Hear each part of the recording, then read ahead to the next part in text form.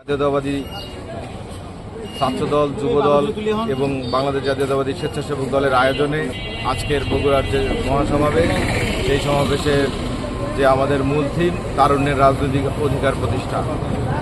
বাংলাদেশ জাতীয়তাবাদী স্বেচ্ছাসেবক দল দেবীগঞ্জ উপজেলা শাখার পক্ষ থেকে আমরা প্রতিনিধিত্ব করছি। আপনারা জানেন, দেশব্যাপী যে 25-এর আন্দোলন হয়েছে, সেই আন্দোলনে তরুণরা মুখ্য ভূমিকা পালন করেছে এবং এই মুখ্য ভূমিকা পালন করার প্রধান যারা নেতৃত্ব দিয়েছেন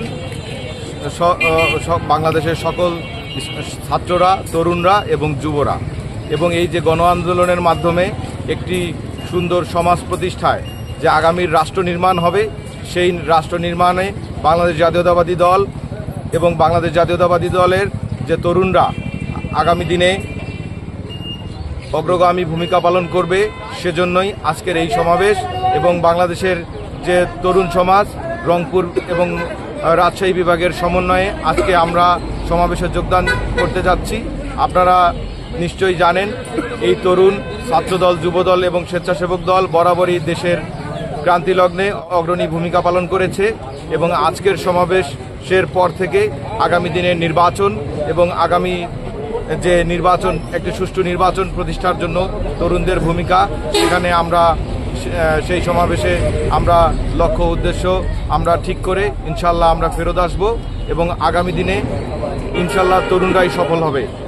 এবং আমাদের দেবীগঞ্জ উপজেলা স্বেচ্ছাসেবক দল বরাবরই এর পাশে থাকবে এবং আগামী দিনে সকল ধরনের তরুণদের রাজনৈতিক সমাবেশে আমরা স্বেচ্ছাসেবক দল পাশে থেকে আমরা সবাইকে একযোগে কাজ করার জন্য আমরা বলবো এবং সবাইকে আজকের সমাবেশ সফল করার জন্য ধন্যবাদ জানাই।